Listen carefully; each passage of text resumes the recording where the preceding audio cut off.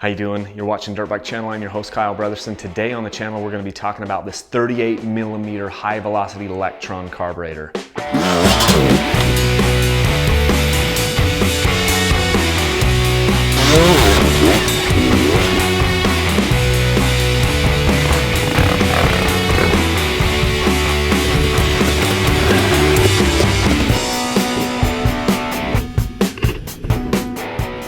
If you're the kind of guy that wants to be able to ride your dirt bike anywhere from sea level all the way up to about 10,000 feet without touching the carburetor, no matter what the temperature conditions are, you might want to look at this item. This is the newest item from Lectron for the KTM 300s, the Husqvarna 300s, and a slew of other bikes. This is a 2017 KTM 300 XC that we're going to install this carburetor on today. There's a few things that we need to know before we go to install this thing, and there's a few little tricks that you might want to do in order to make the process not quite so painful. This isn't a hard install, but you definitely do need to be comfortable with using some tools because you're going to have to take some of the parts off your bike, you're going to have to install a new throttle cable, and depending on your application, you might even need to do a couple other things. So let's get right into it. When you go to install your Lectron carburetor, your stock throttle cable is not going to be quite long enough. So we've got this longer throttle cable from Lectron. It's a Motion Pro throttle cable that we'll have to install. The other thing is on these 2017 KTMs, they went with a different style throttle tube. They've got the ODI locking grips, and that is not compatible with this system. So they've sent me a Motion Pro Vortex style throttle assembly that I will install. So I'm going to install the throttle assembly and a new throttle cable to make this work. So if you're working with a KTM 300 XCW, you can disregard what I'm about to say, but if you're working with an XC or an SX, this intake flange is going to be a problem for you. On the XCs and the SXs, this flange is just a little bit longer, and it causes the air boot on the back to kind of have a little bit of a problem, to be squished a little bit. So I've got a 300 XCW intake flange that I'm also going to install on the bike to make this system work properly so that you don't have any problems with the actual, any gaps in your boot back here. The issue is that the boot material back here is much more rigid on the 2017s than it was in the past. And so before, you had a little bit more flex in this boot where it could kind of, take up the Lectron carburetor is going to be a little bit wider this way. And previously it wasn't an issue because this boot could kind of take up that slack. But now you can kind of create a gap in this if you force that in there. So we're going to go ahead and put our 300 XCW intake flange on this in order to compensate for that. In order to give myself a little bit more room, I've actually taken the bolts off of my subframe right here and on the other side and loosened the ones on the top. And then I've pulled, and obviously I had to take my my silencer off on the other side, the pipe, the silencer on the pipe, had to pull that off. And then I can kind of tilt the subframe up a little bit, as you can see, and that creates a gap here in between the carburetor and this boot. Again, this wasn't necessary on the 2016s and 2015s and 2014s, but on the 2017, because this boot is so rigid, it's really hard to get the carburetor in and out unless you move this subframe up out of the way a little bit to give yourself some more room right here. It should be pretty obvious at this point, but we had to remove our fuel tank to get to this, to get some access to this. I also have removed, had to loosen this hose clamp in order to swing my swing arm up, and then I've just loosened this hose clamp here, and that will then give us the ability, if I reach over this, to pull this carburetor out. Now on the 2017, there is a lot less room because of the way the frame works and everything. The carburetor is a little bit harder to get at, and that's where swinging your subframe up is going to give you a little bit extra room to get this thing in and out. One advantage of having to switch out my throttle assembly is I can just take all this apart and then leave it together, and I won't even have to take this throttle tube or this throttle cable off of the carburetor. And I do that because when I go to sell this bike, I will likely want to keep the Lectron carburetor because I can't keep this bike forever. And so I'll probably just keep the Lectron I'll take the Lectron off and put the stock carburetor and the stock throttle assembly right back on the bike, and so that will make it really, really easy because I haven't really taken anything apart. I've just taken the carburetor off and I've slid my ODI locking grip and throttle assembly right off this, so it'll make it really easy when I go to sell it. Now that we've got the carburetor out of the way, it's time to remove this intake flange. Again, I'm only doing this because this is a 300XC. If I was on a I can't get in here. If I was on an XCW, I wouldn't have to do this. I could just leave this because I'm actually replacing this with a 300 XCW boot. I wanted to give you guys a real good look at this. This is the 300 XCW boot, and this is the stock 300 XC boot, and you can see that the 300 XC boot is taller. I've got the camera set down so that you can see this, and you can see that this 300 XCW boot in front is shorter than the one in the back, just by, you know, I don't know, 1/8 of an inch or even 3/16 of an inch there. So that is what we're trying to do, is give ourselves a little bit more room with this 300 XCW intake flange to give more room inside there for the carburetor. You can see it there. In case you're curious, here are the reads on our 2017 300. Everything looks good here, so I'm not going to change anything right now. It doesn't look like there are any problems there. This bike only has about, 20 hours on it though. So we're going to go ahead and put this thing back together.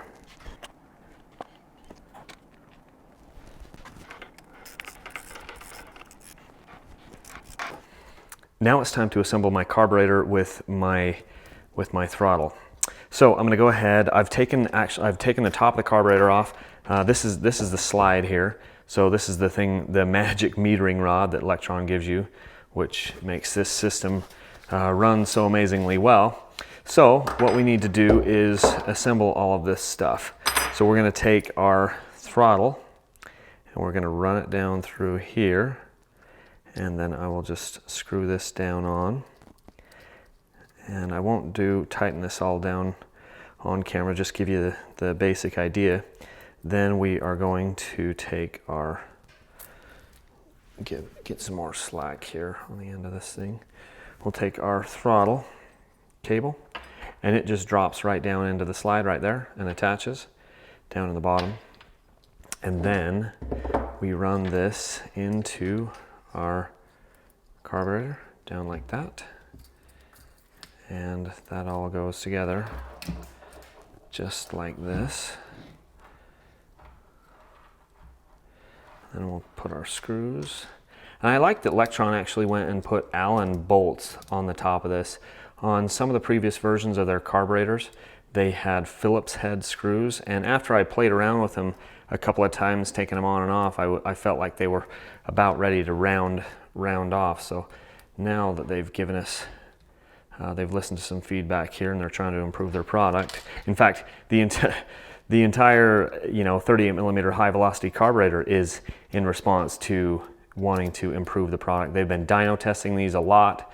They've been doing a lot of testing with different riders and things, and they've come up with a pretty awesome system here. So get this thing back together, and we'll be ready to route this on the bike. Thought I'd take my bullet reloading calipers, RCBS calipers here, and show you the difference in these things. So we've got about 88.72 millimeters on the Lectron carburetor, and on the Mikuni carburetor we are 75 millimeters. So 75 to 88, that's 13 millimeters difference. So your carburetors are about that much. The Lectron carburetor is 13 millimeters longer, from end to end than the Mikuni carburetor, and that's where the issue comes in with your intake flange. Okay, so now we've got our carburetor generally in position, and with the throttle cable just kind of routed up through in the general manner in which I know it needs to go. And I'm going to try to get this installed. First, I'm going to try to get it in the intake flange boot, And I'm moving my subframe up to keep that out of the way so I can get the angle I want. There. That popped in rather nicely. I liked the feel and the sound of that. And now it's just a matter of getting this rear airbox boot to come and meet up. In fact, I'm going to just tighten this. I'm gonna put a little pressure on this manifold. I get my finger around here. Tighten this up just a stitch so I don't lose my position on the intake flange here. So that will keep that from popping out while I mess around here on the back. So it took me a few minutes to get the airbox boot to come on this. Basically, I had to push from one side of the bike on the carburetor and then push this and then push my subframe down all kind of in one motion, and then boom, it snapped right on. So that's going to be the most difficult part, is just getting this boot back together, all this back together in there. But stay at it if you need an extra set of hands. That might be helpful. I didn't need an extra set of hands, but got this. Took me about 5 minutes of playing with it to get it to snap in. Now that I've got the carburetor installed, I'm going to put my subframe bolts back in. That subframe trick, raising that thing, really helps.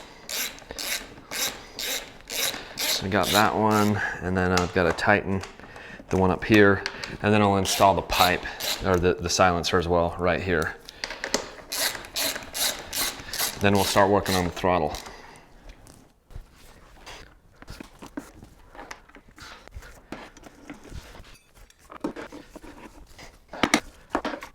Now that we've got the carburetor installed, it's time to put our throttle assembly back on. This is our Vortex style throttle assembly. We're going to install that now. Okay, we're all put back together. Now I'm going to turn on my fuel, and we're going to watch the fuel level come up and see where that float level is. Turn that on. And the float is a little high. Once I dropped the bike down and got it level, the float level actually looked really good, much better. I don't have a grip on there yet because I don't have one here in my shop, but we're gonna go ahead. I haven't bolted my tank on, but I am gonna try starting it now. I'm not gonna choke it, I'm just gonna hit the fire button. I promise I've not done this before off camera. I'm gonna ensure that my choke is down and off, and I haven't set my idle, obviously, because it hasn't started yet, so let's see what happens.